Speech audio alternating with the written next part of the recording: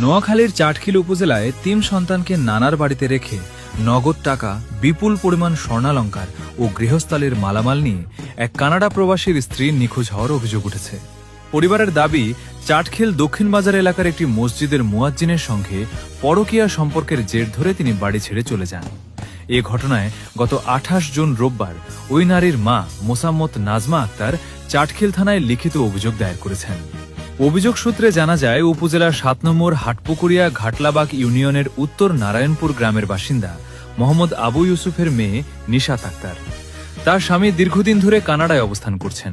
স্বামী বিদেশে থাকায় নিশাত তার ৩ সন্তানকে নিয়ে মায়ের বাড়িতেই বসবাস করতেন।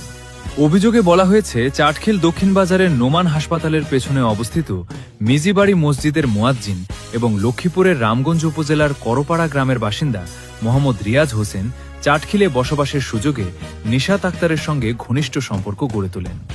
এক পর্যায়ে তাদের মধ্যে পরকীয়ার সম্পর্ক তৈরি হয় বলে অভিযোগে উল্লেখ করা হয়েছে। পরিবারের দাবি, গত ২৭ জুন শনিবার দুপুর আনুমানিক ২টা ৩০ মিনিটে রিয়াজ হোসেন কৌশলে নিশাত আক্তারকে নিয়ে চলে যান। যাওয়ার সময় নিশাত তার ৩ সন্তানকে নানার বাড়িতে রেখে যান।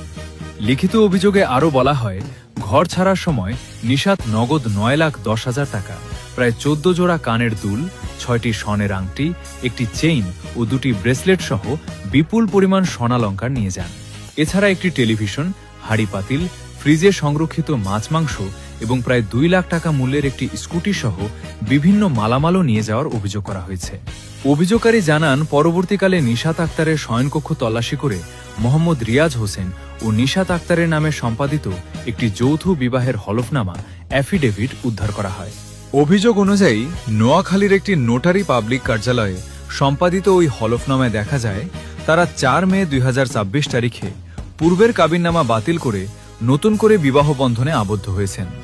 পরিবারের অভিযোগ, বিষয়টি গোপন রেখে পূর্ব পরিকল্পিতভাবে অর্থ, স্বর্ণালংকার ও অন্যান্য মালামাল নিয়ে তারা আত্মগোপনে চলে যান। এ ঘটনায় স্থানীয় গণ্যমান্য ব্যক্তিদের অবহিত করার পর চাটখিল থানায় ৪ জনকে আসামি করে লিখিত অভিযোগ দায়ের করা হয়েছে।